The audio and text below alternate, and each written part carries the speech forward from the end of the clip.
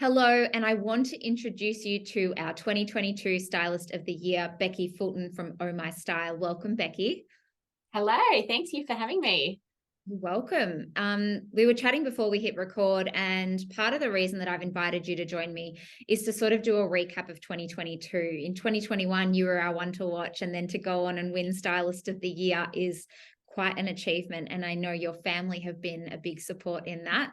Got everyone a little bit teary at the awards when we announced it, including you. But tell me how you're feeling since being announced as our winner for 2022.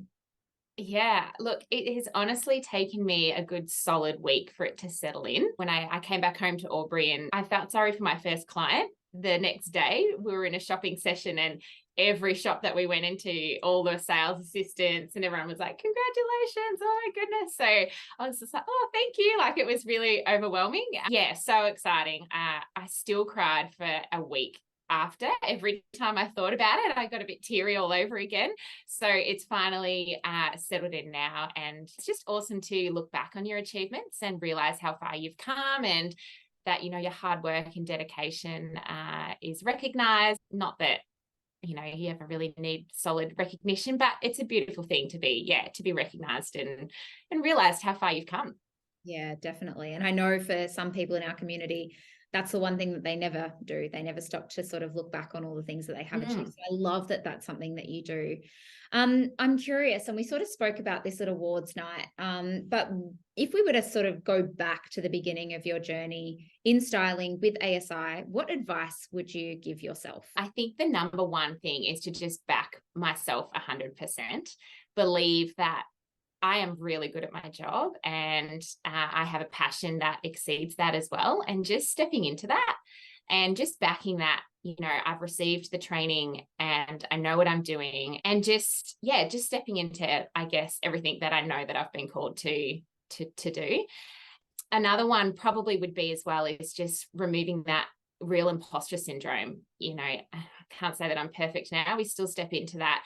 But I think so often we can, you know, especially in this day and age on social media, you know, we're constantly looking to the left and to the right and comparing ourselves to other people and, you know, what they're doing. But for me, it was just about staying in my own lane and realizing that, figuring out some of my core values at the very beginning for my business, and setting that as an intention was a really big thing for me, and continually to come back to that. So coming back to, you know, what's my passion? Why am I here? Why am I doing this? And not being swayed by what other people are doing. I had a friend, actually, she's quite well known. She in Instagram and Pinterest, she's a chef. And it was a couple of years ago, even before I'd started the styling business, and we were actually away on a girls' weekend. And she was talking about her success and how, you know, far she's come in the business. You know, her husband had just started working for this business as well, and they were doing so well. And she was saying that Arnott's Tim Tam actually contacted her at one point and offered her $8,000 to basically jump on Instagram and smash a Tim Tam with a hammer. That was it. It was basically 10 seconds. They just wanted her there to smash this Tim Tam with a hammer. And she was telling me how she turned it down because it didn't align with her values and with her business mantra and where she saw herself going. And it was something that really stuck with me in terms of, you know, I'm in this for the long haul. I'm not here for a short race. And so continually coming back to stick to my core values. And there has been occasion where I have said no to opportunities and things, purely because they didn't align with my core values and where I want to see Oh My Style go, and where I want to take this business, and where my true passion lies. So I see that in all the work that you do. I'm curious, could you share with us maybe what is your passion? My passion is 100% helping others to step into who they were called to be. And I totally believe in the power of confidence from the outside inwards, and how clothes and how we feel can transform how we feel. And that's my passion, just allowing people to step into their confidence and to step into who they were called to be, and not having any barriers and limitations by that. You know, just by simply teaching someone how to dress for their body shape, or, you know, teaching them a little bit more about their personality and who they are as a person, and how that enables someone to become more confident in who they are. That is just, yeah, without a doubt, my number one passion. That's why I'm a stylist. Yeah. Love that. I guess when you chose to invest in your skills with ASI, How has, I guess, that training and investment impacted your styling career as a whole? One of my biggest things that I always come back to is my first day in day one of certificate, or in my initial training with ASI. And I remember walking into that room and just being so lost in where I was. I knew that I was called for something bigger in this world, and I knew that I hadn't yet found my passion and where I could give myself to 110%. And I was really, really searching for that. And to step into, the training with the ASI and to just know that I had just felt like I had come home was just something really, really special. And I just threw myself into that 5-day in-person training and to just learn as much as I possibly could. I'm like such a biggest advocate for Australian Style Institute, because there's no training like it. When I first stepped into the Australian Style Institute as well on that day one of training, I'd had absolutely no background in the fashion industry at all. I'd worked in retail in a sports store a number of years back, and that was about it. And I think that's the difference with ASI, is that it enables you to not just learn about dressing someone for their body shape or understanding what colors they should be wearing. It's so much more and so much deeper than that. It's that understanding people on a different level, and understanding our human behaviors, and why we do the things we do, and why we want to dress the way that we want to dress. And so for me, the power of understanding that it's just not taught anywhere else. For me, it's about 10% of, or maybe 20% of, teaching people on what to wear. And the rest of it is all about allowing people to uncover who they really are as a person, and allowing them to build, that confidence. Cool. And what have you seen, I guess, come forward from your training or your skills in terms of your positioning in the industry and your networking and connections? I know, being in Albury, some people might go, oh, that seems like there wouldn't be much opportunity, and yet here you are, so successful. Share with me a little bit about how you've been able to sort of tap into that side of a business. So I guess, again, I threw myself into whatever I could. I attended, women in business events, and networked as much as I possibly could. The beauty of a community like Albury, just like personal styling, I'm very passionate about the community of Albury-Wodonga. And I reckon, there is some serious talent in some of the regional centres. There's just not enough people that back themselves enough to believe that they can do it. And they think that just because they don't live in a metropolitan area that they can't succeed. And probably the other biggest thing is, like I was saying before, that Albury-Wodonga community is something really special. And so I think that was one of the key things for me, is just immersing myself in my community, connecting with people, being authentic as well. There's a saying in Albury, and it's called Smallbury, because everybody knows each other. And for me, it was about, you can't really hide. And not that I ever want to. I want to be the most authentic person that I can. And being the same person I am on social media, or, in a one-on-one session or in a big group session, for me is something that I've really stuck to as part of my core values as well. And that same person is exactly who I am. So it's not hard when you kind of are who you are. Working as a solo stylist can be really lonely as well.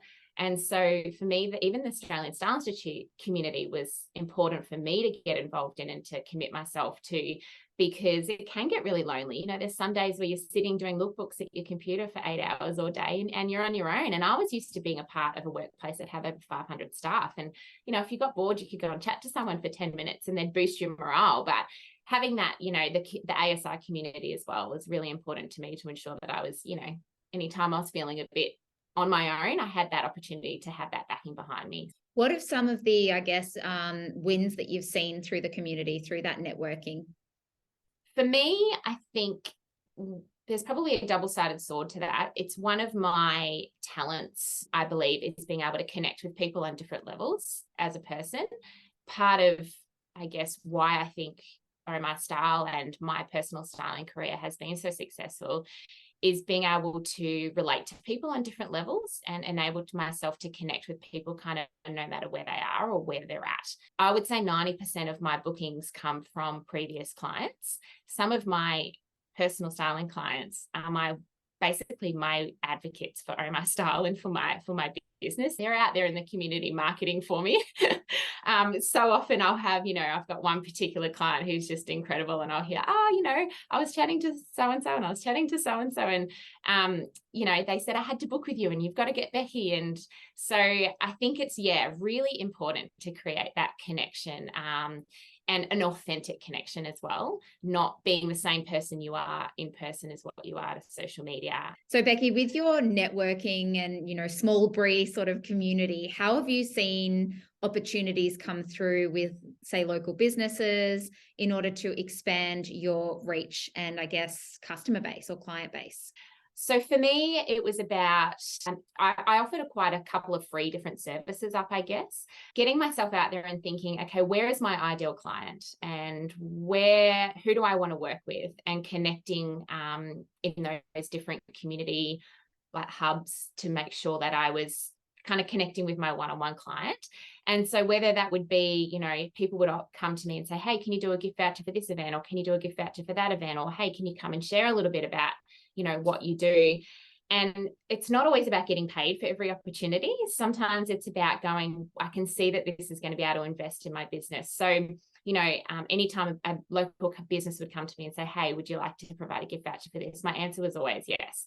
And being able to, see that I'm more than just, I'm passionate about the community and about caring about people as well. I was fortunate enough, with my connections with women in business and just attending their events. They basically said, hey, can you come on and do a style workshop for us one night? We'll sell tickets, we'll do all the hard work. You just have to turn up and present. And so I did, and over 100 women bought tickets to come and see me. And I think one of those important things was that they had seen me in the community as well. And I'd maybe been into their store or shared a gift voucher with them for one of their events previously. And then they're happy to kind of back you, the double-edged sword type of thing. I'll scratch my back, you scratch mine. And in even attending some of those business events or even just community functions, being prepared that sometimes it's not just about attending a function, it's about putting on your best self forward. And this is something that I teach my clients as well, to put my best foot forward, no matter where you're going to be or or where you're going, because you never know who you're going to run into. You never know what kind of conversation you're going to have with someone, and always wearing the Oh My Style brand, which, is a lot of who I am as a person as well, and creating connections that way. Never discounting someone by necessarily how they look, and ensuring that you're constantly having great conversations with people as well. What does success look like for you as a stylist, and how do you actually measure this in your business? Yeah, I love this, because some people think that, I guess, success for me, or a success in general, is about how big of an Instagram follower you can have, or how big you can grow your business, or how much money you can earn in 1 year. And, while that's obviously all important to be able to grow your business and to see it continue to flourish, for me, it's totally about every time I get that feedback or review from a client of how much my session with them changed their life, or how much our session together enabled them to just build their own internal confidence. It's, the one that's like, hey, I felt so good in what I was wearing, and I was just so confident that I stood up and, went into a place and I secured a job with a place that I'd been looking for ages. Saying yes to a date, or being just so confident in themselves as a day-to-day basis that they treat their children and their husbands better, and their relationships have grown. And someone that says, hey, I got a promotion because there was something that changed within me when, after the session that we did, and I was able to, step into who I was called to be. That to me is success. It's about receiving those reviews and that feedback, that I've actually been able to change someone's life just by teaching them my passion. Is 100% what I gauge my success on as business. Yeah. What is some of the difference that clients have told you that you've made in their lives through styling? So could you share some of the maybe feedback and reviews that you have received? So I had one, actually, she was one of my initial clients, and this is one that just always steps to mind whenever I've asked this question. I worked with her. She had basically never purchased clothes for herself. She'd lived in hand-me-downs her entire life. And even from like her sisters and things, she was a 40-year-old lady, and she'd just never really shopped for herself.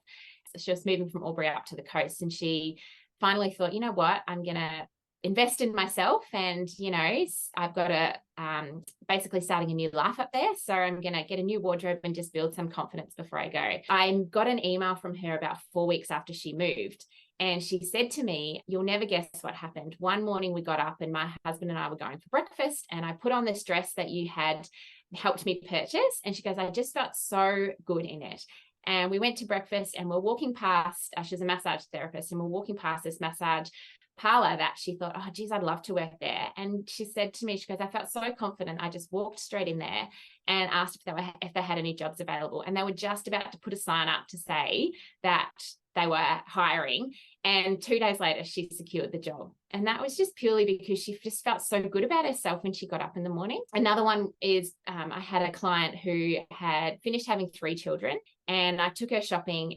She was very uncomfortable, probably in her body shape and I guess who she was as a person, because she'd always put other people first instead.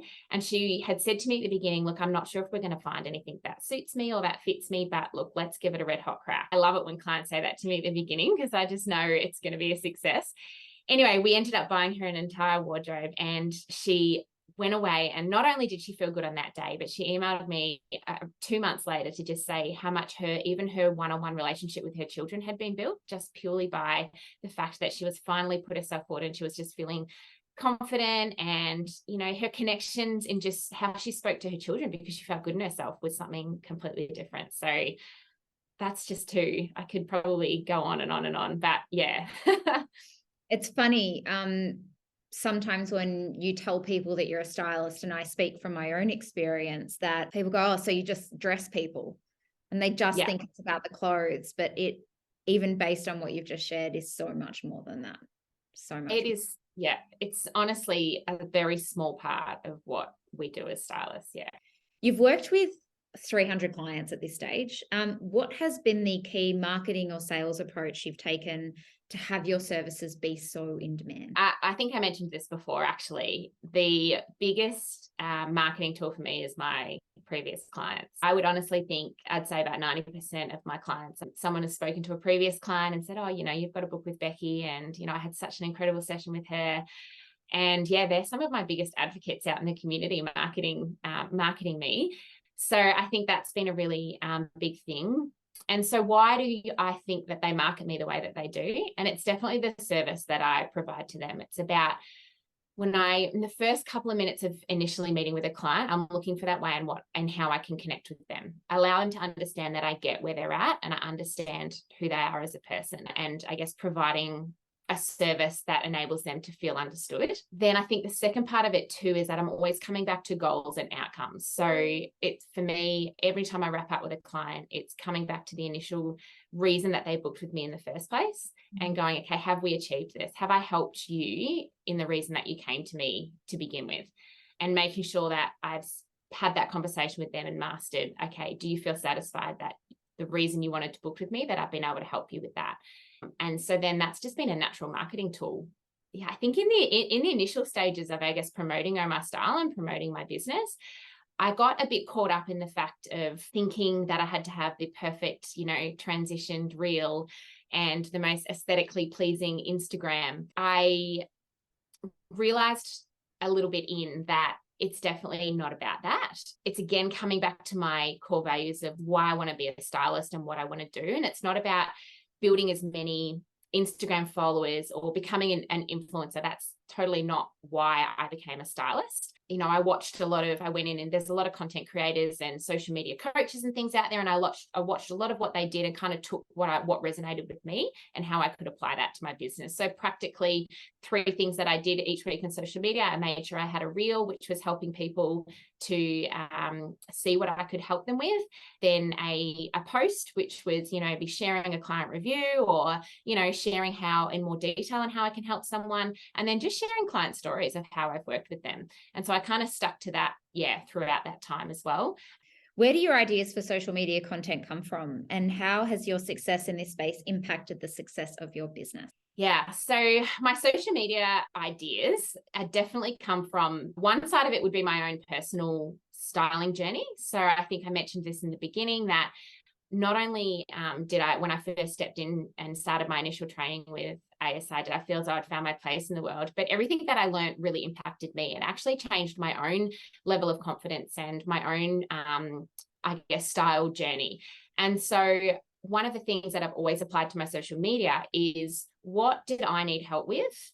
And how can I then show someone that I can help them with the same issue? So that was something that I always applied. And the other thing was using, common issues that my clients were having. So, I'd go into many sessions and sometimes I'd have a common theme coming out of, an issue that a certain client was having. And so I would then use that and kind of market that on how I could actually help people.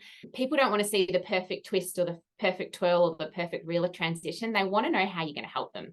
And so that was something that I kept coming back to is this real, or is this, story actually going to be able to help someone and solve their issues that they're having, and, allow them to want to book with me. Yeah, I love that. What's something meaningful that you'd say styling has given you that maybe you didn't expect or anticipate before you got started? Everything. So much fulfillment, job satisfaction. And it's enabled me to build a business that works around my children as well. And in some ways I'm still learning that a little bit, but being able to pick my kids up from school every day and achieve that, that work-life balance that, we're all constantly working towards. But I think definitely what I shared at the beginning is that I know that this is what I'm meant to be. I know that this is kind of my calling in life, to help others. And that for me is just being able to know that I found my place in the world, and to be able to run with that is definitely key. Can I ask one more question that's a little off topic, but just about when it comes to running a business and juggling your family, how have you been able to do both? Because I know that's something that many people, whether it's family, another job, a partner, caring for someone else in this life, how did you sort of find time to invest in your skills and build this business? Yeah, so it's definitely been a journey as well. I don't want to come on and say that I've mastered it perfectly. It's been a process of always coming back to considering of my passion and where I want to be and where I want to go. Sometimes taking it one day at a time and not getting too far ahead of myself.